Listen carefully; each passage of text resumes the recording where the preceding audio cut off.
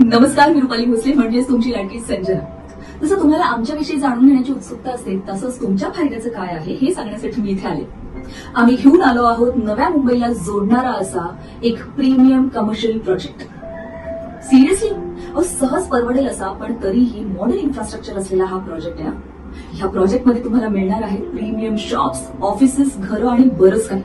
हा प्रोजेक्ट आहे Alto फिल्मचा premium project grand Oran centre. अभिनेता सलमान खान याच्या घरावर झालेल्या हल्ल्याप्रकरणी रोज नवे अपडेट्स समोर येत आहेत।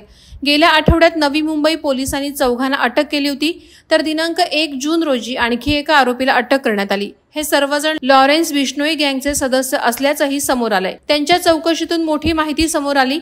सूत्रांच्या माहितीनुसार लॉरेन्स बिश्नोई टोळीनं सलमान खानच्या विरोधात आणखी एक नवा कट रचला होता, पण हा कट उधळून लावण्यात पोलिसांना मोठं यश आलं। पनवेल शहर पोलिसांनी आरोपी दीपक हवासिंग गोगालिया म्हणजे जॉनी वाल्मिकी वय 30 हरियाणा याला हरियाणा पोलिसांच्या मदतीनं दिनांक 1 जून रोजी ताब्यात घेतलं। जॉनीनं या कटात सहभागी होत बाहेरून येणाऱ्या आरोपींची राहण्याची आणि गुन्हा करण्यासाठी वापरणार असलेल्या वाहनांची व्यवस्था केली होती। तो व्हिडिओ कॉलद्वारे कटातील आरोपींच्या संपर्कात होता। दरम्यान मुंबई पोलिसांच्या हाती एक मोठा पुरावा लागलाय। पोलिसांनी पकडलेल्या आरोपींपैकी अजय कश्यप आणि त्यांच्या साथीदाराचे व्हिडिओ कॉलवर जे बोलणं झालं त्याचा ऑडिओ पोलिसांना मिळालाय। हा एक मोठा पुरावा असल्याचं बोललं जात आहे। त्या व्हिडिओ कॉलमध्ये अजय कश्यप आणि त्याच्या साथीदारात काय बोलणं झालं त्याचे डिटेल्स समोर आलेत।